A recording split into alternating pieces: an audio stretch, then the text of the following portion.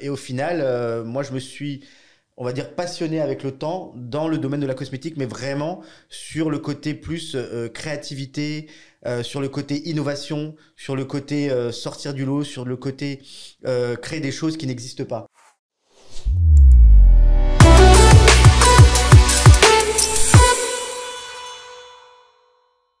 Bonjour Johan. Bonjour Sam. Aujourd'hui, on va parler un peu de l'histoire de notre invité du jour, Johan. C'est un pilier dans le domaine de cosmétique. Il a créé une entreprise presque depuis 10 ans. Il a même 2 dans ce secteur-là et on va parler sur toute cette aventure-là. Première question très simple. Comment tu as eu l'idée de faire une entreprise dans le domaine cosmétique? L'histoire, comment ça a commencé? Alors l'histoire, elle est un peu longue, mais bon, je vais essayer de raccourcir du mieux possible. Moi, je baigne dans ce milieu depuis à peu près 20 ans. 20 ans dans le sens où mon père a une entreprise de cosmétiques déjà au départ, D'accord. mais plus dans la distribution de produits cosmétiques. Moi, j'ai commencé un peu avec lui quand j'étais jeune, donc, mais bien sûr, j'ai fait mes études. Et en parallèle, je travaillais toujours avec lui dans le domaine pour un peu voir ce qu'il fait, m'intéresser, l'aider aussi, apprendre beaucoup de lui aussi. Et au final, moi, je me suis, on va dire, passionné avec le temps dans le domaine de la cosmétique, mais vraiment sur le côté plus créativité, sur le côté innovation, sur le côté sortir du lot, sur le côté créer des choses qui n'existent pas. Donc, on peut dire que mon premier bouquin, entre guillemets, que j'avais sur la cosmétique, ça s'appelait La Bible de l'aromathérapie. C'était vraiment tout ce qui était les connaissances sur les huiles essentielles, les huiles végétales aussi. Bon, j'ai toujours ce bouquin, d'ailleurs, que j'ai dans mon bureau, qui date maintenant de, oui, quasiment 20 ans. Et c'est comme ça que j'ai commencé à étudier tout ce qui était les huiles naturelles, les bienfaits de chaque huile. C'était bien avant Aromazone, qu'Aromazone arrive, bien avant que l'huile d'argan soit connue sur le marché. Et donc, après avoir fait mes gammes avec mon père, j'ai pas voulu continuer dans la distribution comme lui, il était en fait. Parce que la distribution, c'est sympa, mais tu ne vends que les produits des autres, tu fais que de la distribution. Mon père fait de la distribution exclusive de pas mal de marques. J'ai voulu aller plus dans le côté recherche et développement. Donc, je me suis donc beaucoup rencardé sur ce qui se passait dans le milieu. Mon père est sur le marché, un marché particulier, enfin pas particulier, mais un marché de niche au départ, mais qui maintenant commence à exploser, qui est le marché des peaux foncées et métissées et des cheveux texturés. Cheveux texturés, ça veut dire cheveux crépus, frisés, bouclés, ondulés. Donc c'est un marché qui, durant des années, a été souvent mis de côté, qui a été souvent délaissé par les grands groupes, je pourrais les citer par la suite, et l'idée, en fait, c'est que mon père a aussi une boutique à Paris dans le 10e. Et j'ai pu être au contact direct des personnes qui achetaient ce genre de produits. Elles utilisaient souvent des perruques, des greffages, des tissages, des tresses, etc. Et beaucoup de femmes se confiaient à moi aussi dans le sens où je voyais souvent qu'elles avaient des pertes de cheveux, qu'elles avaient des gros trous au niveau du cuir chevelu dans plusieurs endroits. Et donc l'idée, et souvent elles étaient tristes, en larmes ou pas satisfaites parce que c'est vrai que le greffage, tissage, perruque, etc., ça tire sur le cheveu et ça crée à terme de l'alopécie de traction. Donc l'idée, c'était de travailler par la suite je vais vous la faire court parce que ma boîte, elle existe depuis... En fait, moi, en 2009, j'ai commencé en individuel. Je ne vais pas vous passer les étapes de l'innovation des huiles naturelles. J'ai créé aussi le concept du lissage brésilien à faire chez soi. J'étais le premier à faire ça. On va passer directement par la suite en 2016, où là, vraiment, j'ai travaillé en profondeur une formule poussée, aboutie, pour stopper la chute des cheveux et accélérer la croissance justement de cette alopécie de traction pour les cheveux, surtout à la base crépus. Voilà. Et donc est arrivé, donc la marque s'appelle Chandrani Paris et la première gamme s'appelle donc Easy Pousse. Easy Pousse. Je suis arrivé avec un élixir de croissance naturel. Et en fait, le succès a été assez rapide parce que le packaging était attrayant, la formule était très performante, les résultats étaient vraiment très visuellement très impressionnants. Et donc, durant une année, j'étais juste avec cet élixir de croissance. Et de fil en aiguille, on a élargi la gamme après à quelque chose de beaucoup plus poussé via une routine complète pour fortifier le cheveu, entretenir le cheveu crépus, l'embellir et surtout le faire pousser plus vite. Plus vite. Voilà. Et je pourrais continuer après par la suite. On a ouvert notre propre laboratoire de recherche et développement. Aujourd'hui, on a 3 gammes différentes qui s'appellent Easy Pousse, Aloe Locks et Curl Hibiscus. Et notre laboratoire innove aujourd'hui. On a plus de 40 formules qui ont été développées et innovées et qui sont sorties sur le marché. Et on a 30 formules en cours de développement actuellement. Voilà. Très, très bien. Très, très bien. On va parler sur le côté labo après, parce que ça m'a intéressé tellement. Bien sûr, bien sûr. Une des questions que j'avais, c'était quand tu as fait une petite expérience avec ton père, c'était quoi l'élément que tu as appris de ton père et c'est quoi l'élément où tu as dit je veux changer totalement par rapport à ton expérience? Alors, moi, je suis un garçon depuis tout jeune qui a dans l'esprit toujours beaucoup de rêves. D'accord. Donc, j'ai fait de la bourse, je me suis formé à la bourse, j'ai eu un diplôme aussi en finance.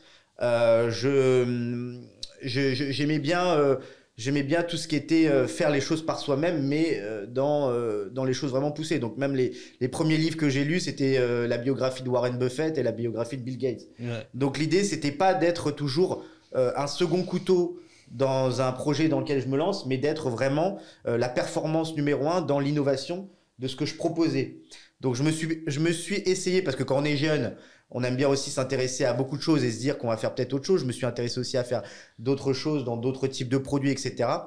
Et finalement, très rapidement, je suis retourné à mon premier amour qui est finalement la cosmétique. Pourquoi la cosmétique? Parce que c'est un univers de la beauté. La beauté, c'est un univers qui m'intéresse énormément. J'aime le côté aussi où on peut imaginer des choses, créer des choses. Ce sont des choses qui sont sans cesse en innovation.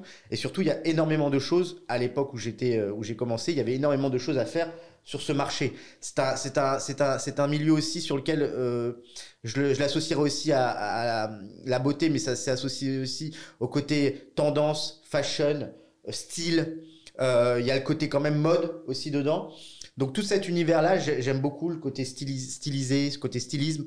Donc moi, je crée pas des robes, ouais. mais on crée des univers de packaging, de couleurs, de logos, de visuels qui permettent d'attirer les gens. Il y a aussi des fragrances, le parfum. Le parfum, c'est très important. Le travail du parfum, le travail de l'odeur, en fonction d'un type de personne, en fonction des goûts des gens, en fonction des saveurs, etc.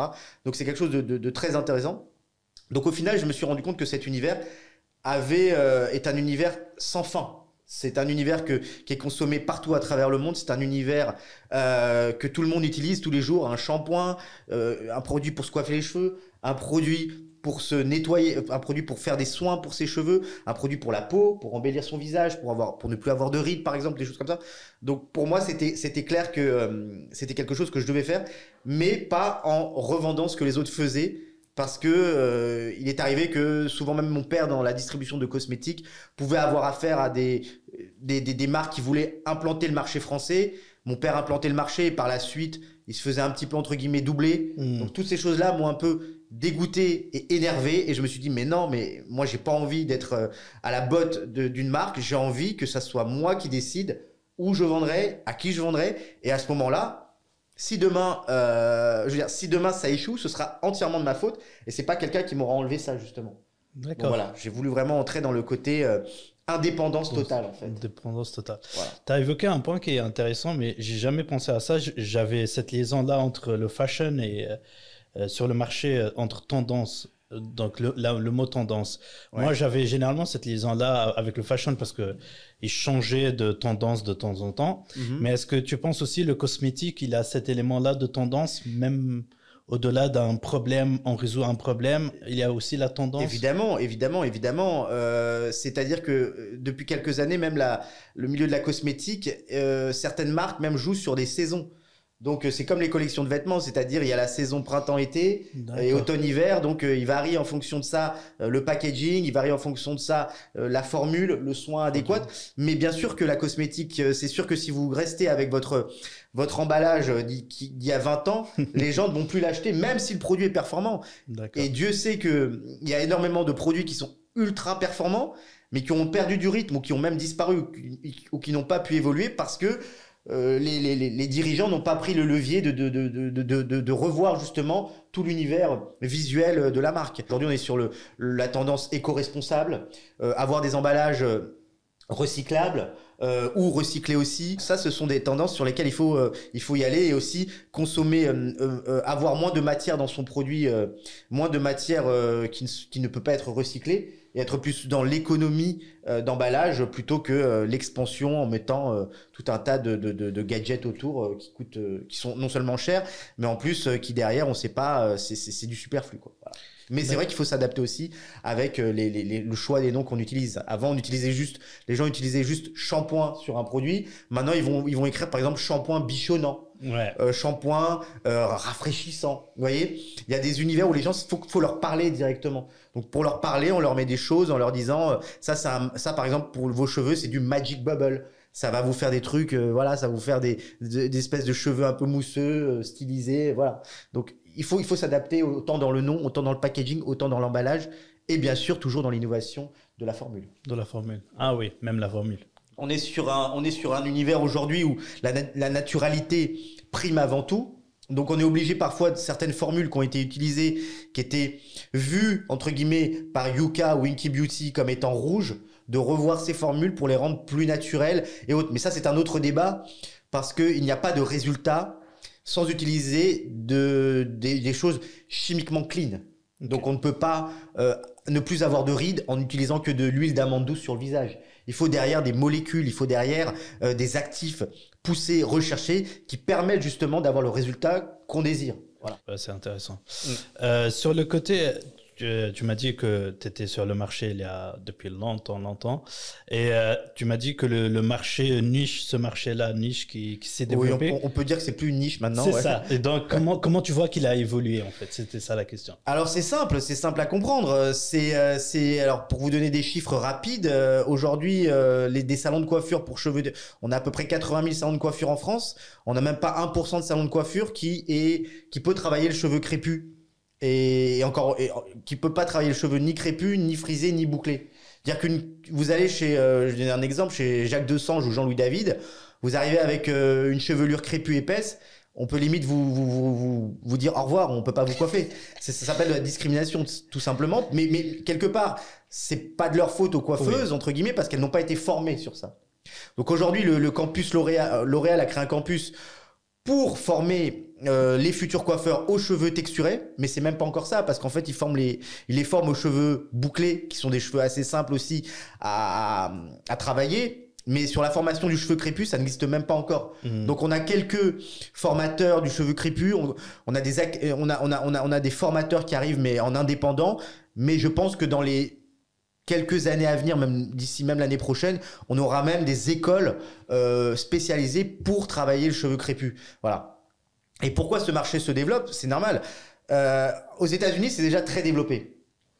Et on sait que nous, Européens, sommes toujours en retard sur le développement de beaucoup de choses et on s'inspire beaucoup des Américains. Les Américains, là-bas, c'est ample. Ils ont les formations, ils ont les coiffeurs, ils ont le style, ils ont les produits, ils ont les formules, ils ont tout ce qu'il faut. Nous, on est en train justement, on fait partie de ces quelques acteurs qui travaillons pour ce marché, pour ces personnes-là. Et en plus, le métissage est de plus en plus grand en France, parce que je vais rester que sur la France pour le moment. On sait que le métissage est de plus en plus grand. Donc les personnes, par exemple, une femme ou un homme caucasien marié avec une personne africaine, par exemple, aura un enfant métis. Donc elle aura besoin, et elle ne sait pas comment coiffer les cheveux de son enfant, ou l'homme ne sait pas comment coiffer les cheveux de son enfant. Donc elle a besoin des produits particuliers qui ne sont pas des produits qu'on trouve chez L'Oréal, qu'on ne trouve pas à Carrefour ou chez Bleu Libellule, etc. Donc ce marché-là est forcément en forte croissance. Et la différence, c'est qu'on était avant sur une tendance de se lisser le cheveu. On sait très bien que le coiffeur, ce qu'il adore, c'est le brushing à 25 €. C'est ce qu'il y a de plus facile. Il se prend 25 balles et c'est terminé. Maintenant, les femmes, même qui sont pas africaines ou métisses ou autres, qui ont des cheveux bouclés, ça peut être des maghrébins, ça peut être des personnes d'origine juive, ça peut être des gens de l'Est, ça peut être des gens de partout où il y a des cheveux bouclés. Des gens voilà, je sais pas, d'Asie centrale, par exemple. Donc, aujourd'hui, ces personnes-là veulent assumer leurs cheveux bouclés, leurs cheveux frisés, leurs cheveux ondulés et ne veulent plus faire de brushing.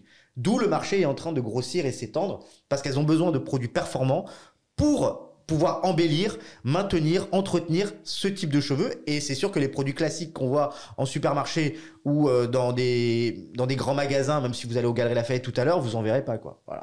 Ou très peu. Donc, une des choses qui a poussé le marché à se développer, c'est le fait que la demande, elle aussi, elle a augmenté énormément en France. Et par conséquent, il y a eu une telle demande. Alors, c'est pas uniquement que le marché a augmenté, c'est que ce marché existe depuis toujours, sauf qu'il était souvent cannibalisé dans des lieux comme le 10e à Paris, Strasbourg-Saint-Denis, Château d'Eau, où les personnes aux cheveux texturés ou crépus n'avaient pas l'opportunité de pouvoir consommer près de chez elles, dans n'importe quel centre commercial, dans n'importe quelle boutique de cosmétiques où on achète un shampoing. Elles n'avaient pas ce genre de choses.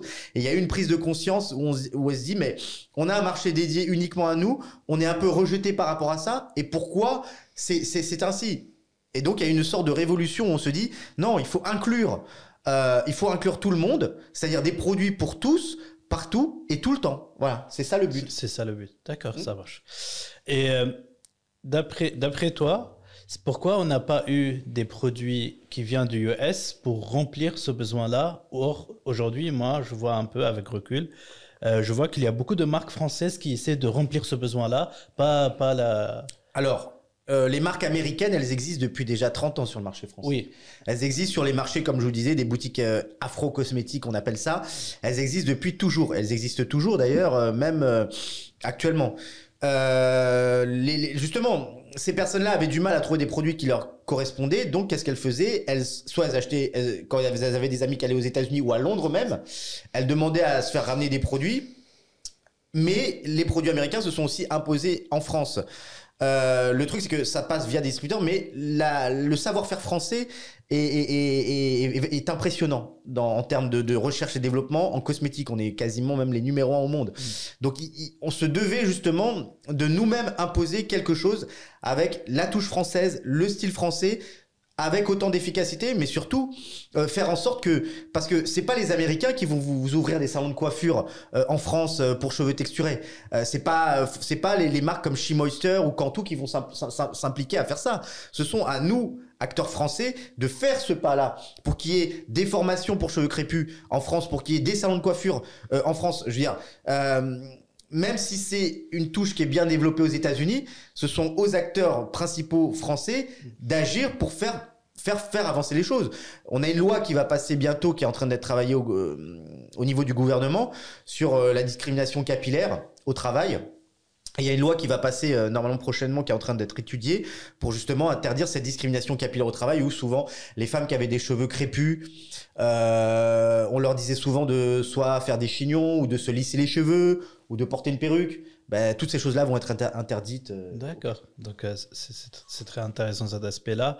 Et donc quand tu as créé ton entreprise, c'était quoi qui t'a poussé? Je sais, je pense qu'il y a une partie qui t'a poussé, c'est la volonté de faire ta propre recherche et développement.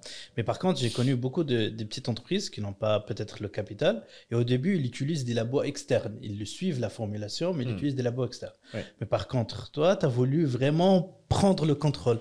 Oui. Pourquoi?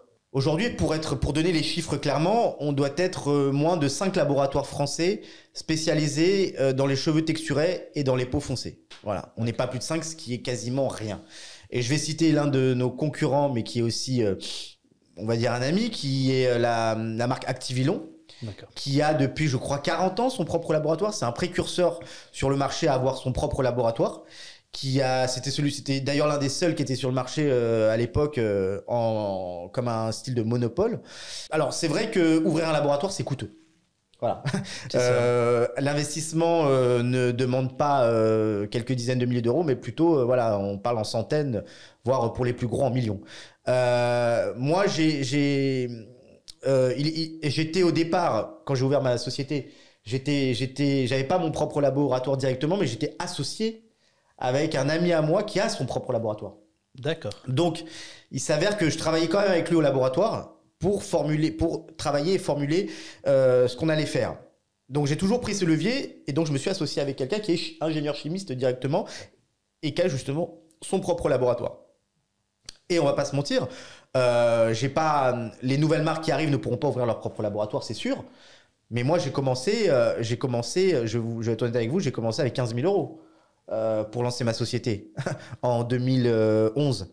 Donc, de 15 000 euros, j'ai grossi la société. Et c'est après quelques années de développement que j'ai pu avoir les moyens d'investir pour ouvrir mon propre laboratoire. Et pourquoi j'ai voulu ouvrir mon propre laboratoire et pas passer encore par déjà, en termes de coûts, de développement, quand vous avez développé le produit à terme, vous êtes gagnant sur le long terme. C'est-à-dire qu'un produit vous coûtera moins cher de le fabriquer vous-même que de le faire fabriquer par un autre laboratoire. Si bien sûr vous avez du volume, mais comme pour tout, il faut du volume pour que ça marche. Donc au départ, on a aussi, moi je ne fais pas, je produis, innove je fabrique et innove mes produits, mais pas que. J'ai aussi quelques clients pour lesquels je fabrique aussi, que je façonne aussi. C'est-à-dire que nous, on peut aussi formuler, façonner, etc. Après, c'est un créneau où il est sûr que quand j'ai ouvert ce créneau-là, j'avais énormément de marques qui m'ont demandé, ou énormément de gens qui voulaient entreprendre, qui m'ont demandé, Johan, s'il te plaît, sors-moi un produit, fais-moi une formule, voilà, sors-moi aussi des choses. Jusqu'à aujourd'hui, même on me demande. J'ai décidé de restreindre cette partie-là pour se concentrer sur nous, nos produits, nos compétences, notre image de marque, notre savoir-faire. Et j'ai pas voulu développer plus pour travailler pour les autres. Mais mais je sais qu'il y a énormément de demandes et aujourd'hui, avec le rythme de notre laboratoire, c'est quelque chose qu'on peut aussi réfléchir et travailler pour les autres, pour justement ceux qui veulent fabriquer leurs produits peuvent aussi faire appel à nous, mais pour l'instant, ça reste dans une moindre mesure.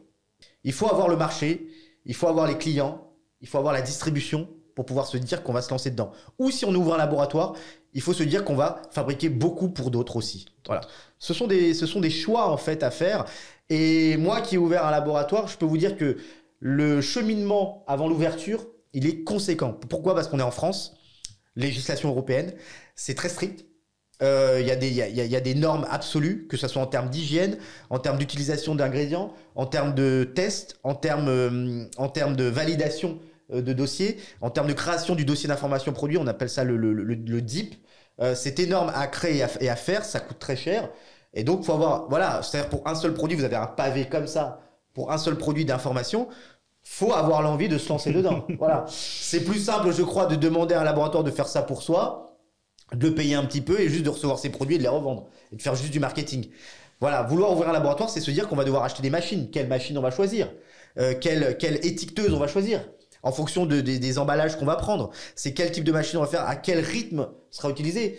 Il faut des fondoirs, il faut des mélangeuses, il faut des machines de stabilité pour voir des étuves de stabilité. Il faut tout un laboratoire derrière avec tout son matériel qui va, voilà. Les ressources. Voilà, des trimix, des balances, voilà, des choses très minutieuses. Et il faut bien évidemment les compétences du domaine pour savoir où ça va. Parce qu'il y a des gens des fois qui viennent me voir et qui me disent « Oui, je veux que tu me fabriques mon produit. Johan, est-ce que dans un mois, tu peux me sortir quelque chose ?» Je lui dis « Mais non, alors c'est que tu n'as rien compris au marché. Pour formuler, ça prend du temps déjà. Ensuite, toutes les étapes de test, etc. Si je vais très vite, on est sur 6 mois minimum, quoi. » Donc, tu conseilles pour une petite entreprise qui commence de ne pas, bien sûr, créer son labo, de trouver quelqu'un comme fournisseur. Et après, s'il y a la demande, c'est là peut-être qui fait sens d'un point de vue business. Sinon, il faut pas attaquer directement. Non, mais je vais vous donner un exemple. Il y a une marque très connue sur le marché qui est quasiment l'un des leaders français aujourd'hui des cheveux texturés. Je connais très bien le directeur de cette boîte et on avait même échangé pour que je fabrique des produits pour lui.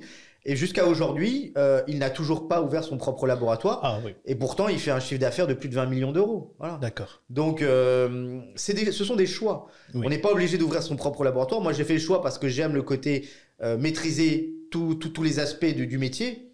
Mais il y a des gens qui s'en fichent complètement de maîtriser tous les aspects du métier. Ils veulent juste avoir des bonnes formules, collaborer avec un bon laboratoire, marketer et vendre. Voilà. Là, on va pivoter plus vers la marque. Donc là, j'ai vu, avec une petite recherche, j'ai vu qu'il y a 3 gammes à date. Donc, est-ce que tu peux nous parler plus sur les 3 gammes? Et en fait, pourquoi 3 gammes? D'accord. Alors, c'est assez simple. On a donc une marque mère, on va dire, qui s'appelle Chandrani Paris.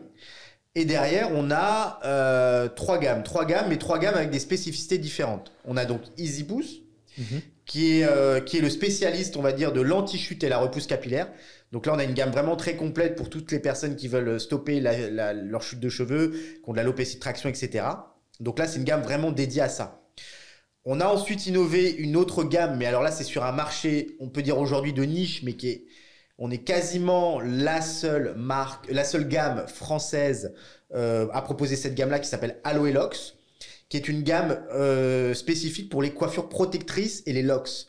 Quand je dis coiffures protectrices, ce sont les tresses, les vanilles, les twists, les waves, les locks en général. Et ça, ce sont des soins spécifiques pour ça. C'est-à-dire, nos soins permettent de créer donc ces coiffures-là, permettent de les entretenir et permettent de les mettre en valeur du mieux possible à travers des gelées particulières, à travers des crèmes de mangue particulières, à travers des huiles anti-démangeaison, à travers des sprays de brillance, etc. Donc, on a une gamme dédiée à ça. Ça, c'est la gamme Aloe Locks. On peut dire même la seule marque française à faire ça avec des actifs naturels et surtout beaucoup d'efficacité. Et on a notre dernier bébé, la dernière petite gamme qui vient d'arriver qui s'appelle Cœur l'hibiscus. On a voulu travailler sur 5 ingrédients, mais l'ingrédient majeur reste l'hibiscus. La fleur d'hibiscus, qui est une fleur très intéressante, un actif très intéressant pour les bienfaits des cheveux, autant en termes de fortification, autant en termes de brillance, en termes d'hydratation. C'est un ingrédient très intéressant. Mais il n'y a pas que ça, on a ajouté dedans tout ce qui est kératine, aloe vera, vitamine F et ricin. Voilà.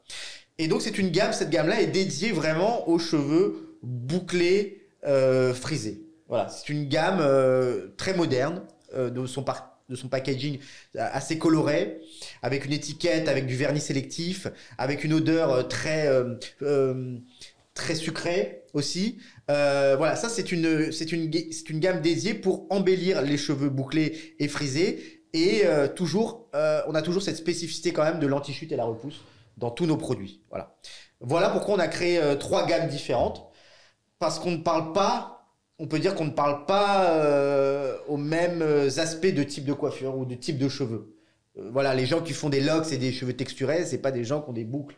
Donc on avait ce besoin de bien définir chaque gamme pour que chacun puisse s'y retrouver. Et nous, le but, c'est sur ce marché-là, c'est d'avoir une proposition pour tout le monde. Voilà, pour tout le monde.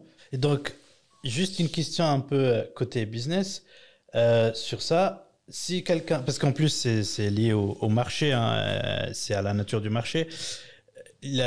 Donc, si dans le futur, moi j'ai une entreprise cosmétique et la chose qui va me pousser à créer une gamme, si je vends pas le même type ou je veux démarquer je veux pas mélanger. C'est ça la cause qui me pousse à créer si je veux créer un produit, soit je lui donne la même gamme ou je crée une autre gamme. C'est si j'ai d'audience différente, si j'ai d'images différentes, c'est ça qui me pousse à créer une gamme pour ces produits-là nouveaux et pas laisser avec la même En fait, non, en réalité, nous, on n'a qu'une seule marque. On n'a que la marque Chandrani Paris.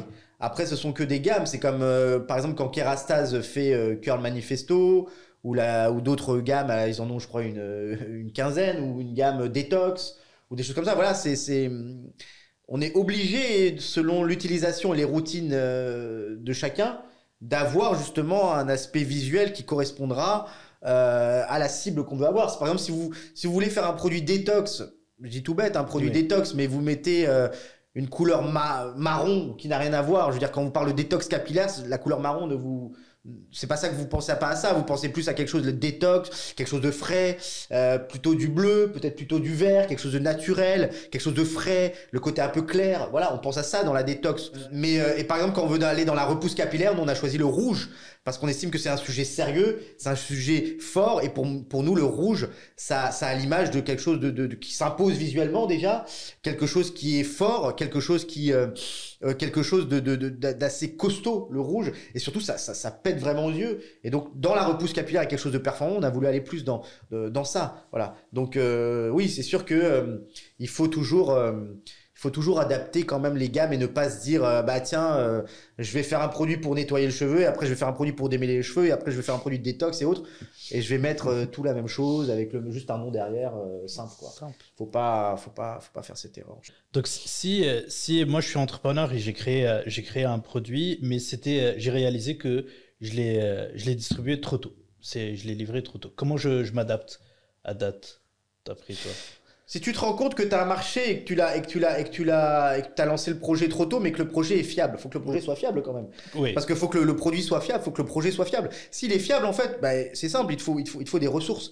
Il te faut des ressources de communication. C'est ça. Des ressources de communication, des ressources de marketing. Il te faut des techniques de communication et marketing, soit originales, soit avoir beaucoup d'argent pour impacter derrière le truc. C'est-à-dire que celui qui invente par exemple, si un mec demain invente la boisson alcoolisée qui te rend jamais malade, mais qui juste qui juste te rend heureux, je veux dire, ce serait une révolution, par exemple. Bon, j'ai peut-être donné un mauvais exemple parce que je pense que ça, ce serait un carton direct sans avoir besoin de le marketer. Mais si par exemple tu vas sur un sujet où t'as innové un truc en restant dans le capillaire, t'as innové un truc qui, au lieu de lisser les cheveux, ça te reboucle les cheveux comme pas possible et peut-être c'est pas la tendance, etc. Faut travailler faut véhiculer quelque chose dans la communication de très fort. Faut travailler, on est dans la tendance des influenceuses, donc faut travailler avec beaucoup d'influenceurs. Et si tu peux, avec les plus connus, ce sera encore mieux. Pareil, c'est toujours une histoire de moyens. Je vais te dire un truc. Aujourd'hui, il faut savoir que ce que tu consommes, et ce que même moi je consomme, là on parle pas de cosmétiques, mais on parle de produits en général, tu ne consommes pas les produits, même si tu estimes d'avoir vu dans le marketing le produit qui est le meilleur, qui est le plus intéressant, qui te donne la plus grande satisfaction. Sache que tu ne consommes pas ce qu'il y a de meilleur. Ouais. Tu consommes ce qui a été le mieux marketé surtout. C'est-à-dire que la meilleure recette de pâtes, tu l'as peut-être jamais mangée encore dans ta vie. La plus belle chaussure à porter, tu l'as peut-être jamais encore vue. Le plus beau costard à mettre sur soi, tu l'as peut-être jamais vu. Et je vais aller encore plus loin, peut-être dans des choses même électroniques, etc. Ce n'est pas le produit, et même dans la cosmétique, le produit le plus efficace pour les cheveux. Tu ne l'as jamais encore vu sur le marché, ça se trouve. Et il existe. C'est peut-être un petit créateur dans son coin qui, malheureusement, le pauvre, n'a pas réussi à faire passer son message, n'a pas réussi à convaincre suffisamment de gens, ou n'a pas une visibilité assez grande pour pouvoir prétendre à devenir le futur L'Oréal. Alors que lui, dans ses compétences, il est 1000 fois meilleur que L'Oréal.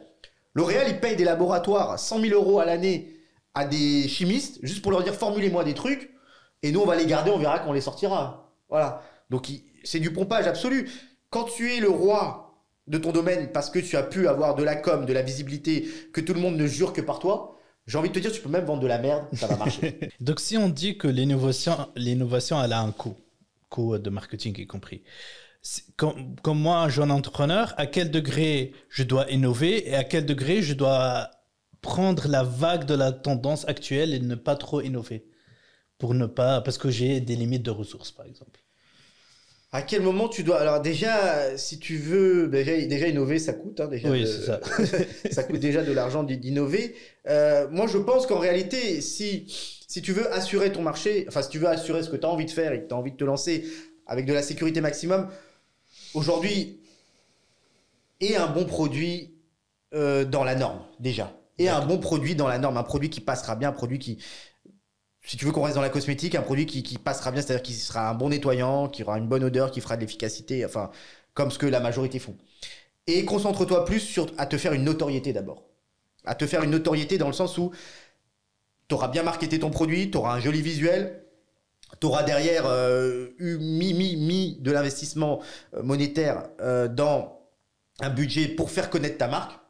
Et quand tu commences à te faire connaître, là, tu peux te permettre de dire, tiens, là, je vais rajouter une petite touche beaucoup plus innovante. Mais là, ça y est, j'ai ma clientèle. Ils me font confiance. Ils savent que j'ai déjà proposé quelque chose. Le produit est quand même bon et correct. Maintenant, allons sur quelque chose de plus sympathique.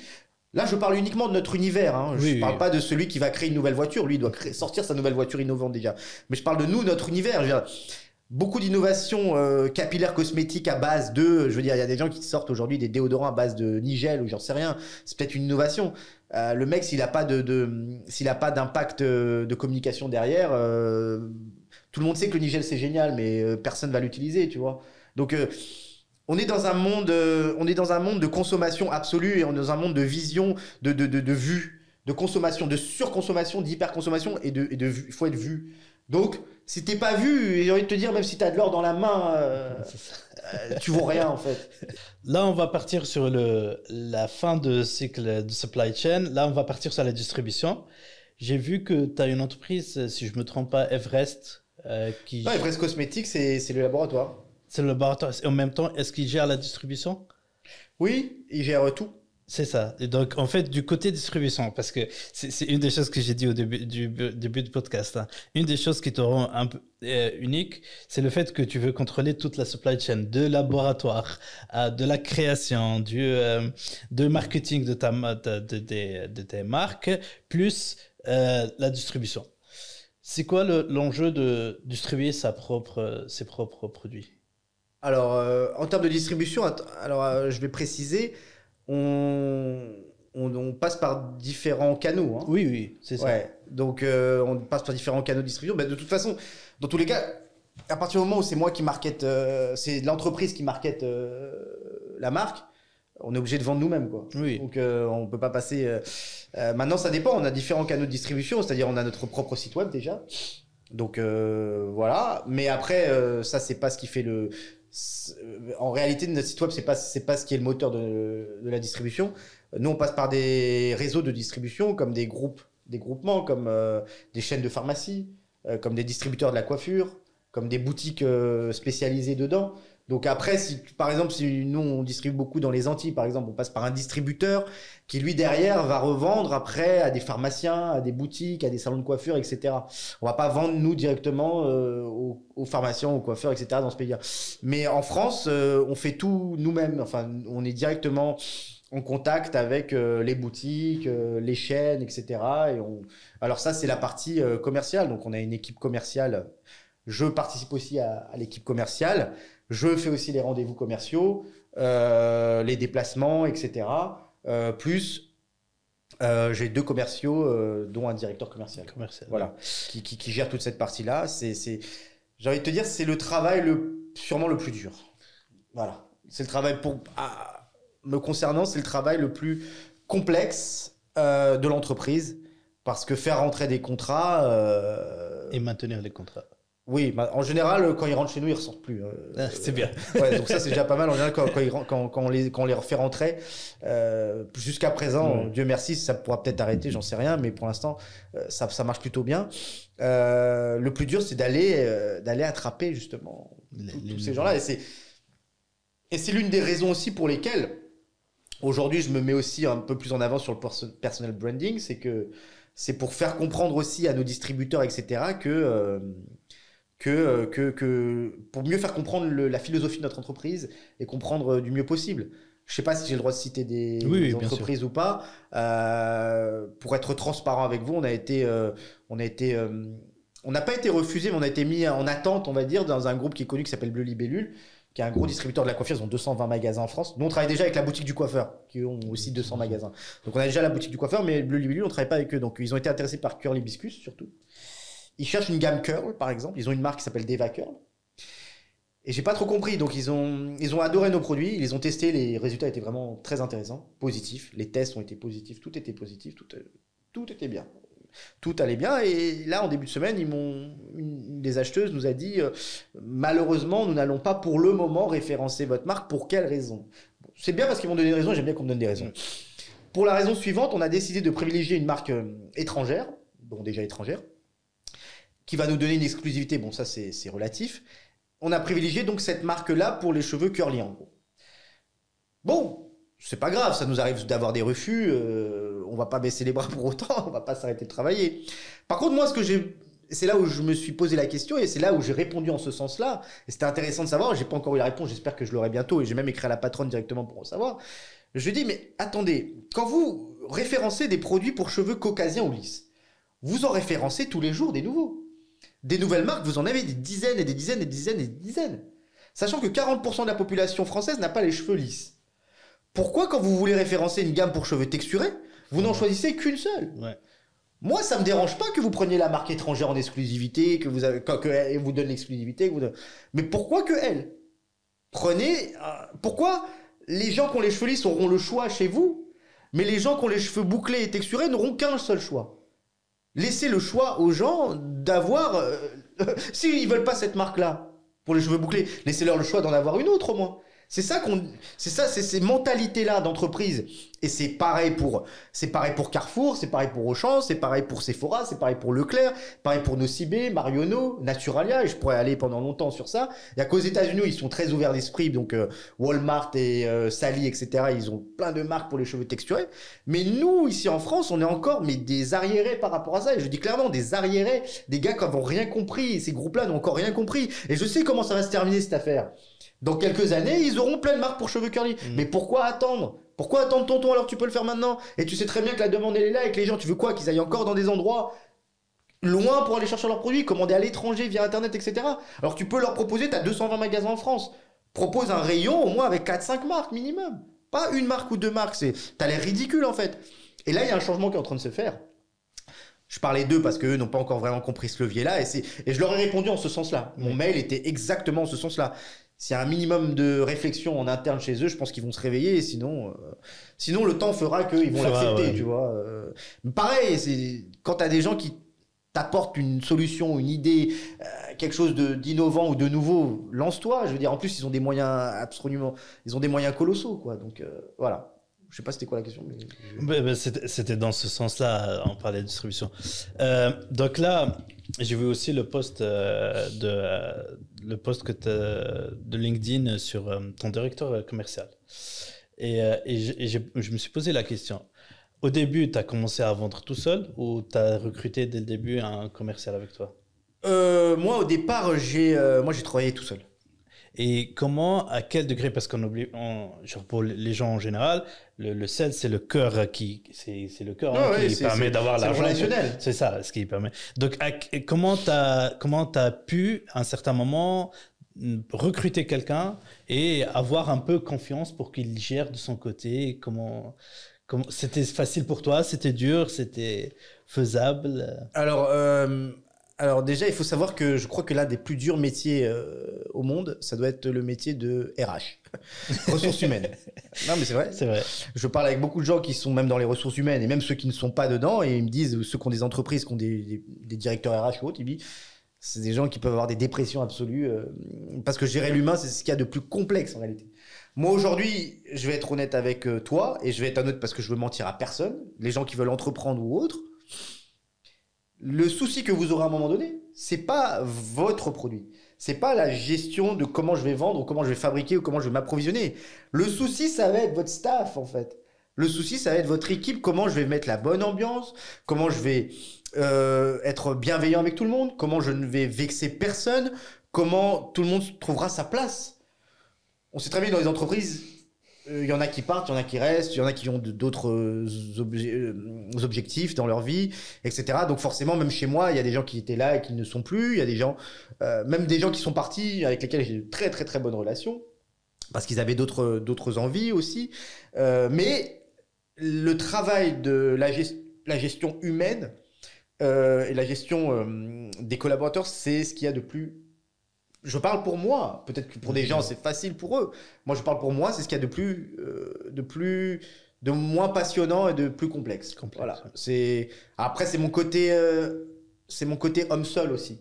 Ça, c'est un tempérament qui me va à moi. C'est-à-dire que moi, je suis pas quelqu'un qui... je suis quelqu'un qui aime bien faire beaucoup de choses, mais je peux le faire seul, beaucoup de choses. Je peux faire seul beaucoup de choses.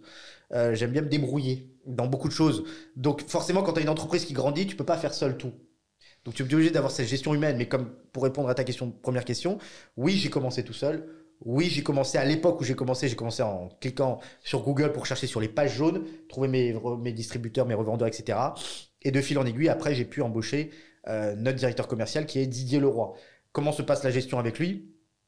Elle se passe, on va dire bien. Mais même si elle se passe bien, il y a quand même souvent parfois il y a des objectifs à faire, il y a des discussions, il y a des négociations des fois qui sont pas comme il faut, etc. Donc, il faut un suivi. Si j'ai pas ce suivi-là, l'entreprise n'atteindra pas cet objectif. Donc, même s'il est assez indépendant sur son travail qui fait bien, il y a quand même, pour l'évolution, il y a quand même toujours un accompagnement que moi, je suis toujours obligé de faire en l'état. Je suis toujours obligé de faire cet accompagnement, ne serait-ce que le principe de motivation d'esprit, ne serait-ce que le côté innovation dans le discours. apporter des nouveaux modules, des nouveaux supports à proposer, etc. Comment mieux pitcher, comment mieux vendre, quel dossier proposer, quelle nouvelle vidéo on va proposer. Donc toutes ces choses-là, je suis toujours quand même un peu derrière par rapport à ça. Et bien sûr, quand il y a des rendez-vous assez importants, je suis toujours présent aussi. Présent. Ouais. Et donc, comment tu conseilles quelqu'un qui, s'il a le même caractère que toi, où il est débrouillard, il sait travailler, et quand il travaille bien ses tâches. Donc, je ne travaille pas toujours bien mes tâches. Oui, mais j'ai fait plein d'erreurs. Oui, on est humain, mais je veux dire, on est content du résultat en général qu'on fait. Comment tu peux le convaincre, ou pas le convaincre, le conseiller à un certain moment, il faut croire aux autres pour créer une grande entreprise, parce qu'on ne peut pas tout faire. Oui, bien sûr. Tu es obligé de déléguer pas mal de choses à un moment donné. Mais déléguer ne veut pas dire ne plus être dedans. Déléguer, ça veut dire que ce sont des tâches. Donc des tâches qui doivent être exécutées, mais il faut quand même toujours que tu aies à l'esprit que tu dois avoir quand même être quand même dedans pour savoir ce qui se passe, pour savoir si l'orientation que tu as voulu mettre en place, elle est bien exécutée et que pendant un mois, on n'est pas en train de partir à gauche alors que tu voulais qu'on aille à droite. Ça, tu es obligé de le suivre. Aujourd'hui, je n'ai pas encore les moyens, je n'ai pas encore embauché un directeur de l'entreprise en soi. Oui. Donc c'est moi qui, et même quand ce directeur sera là, il rendra des comptes et il y aura quand même. Je veux dire, j'ai pas décidé de prendre mon billet, de partir à l'île Maurice et rester 6 mois, quoi. Même si j'adore, tu vois.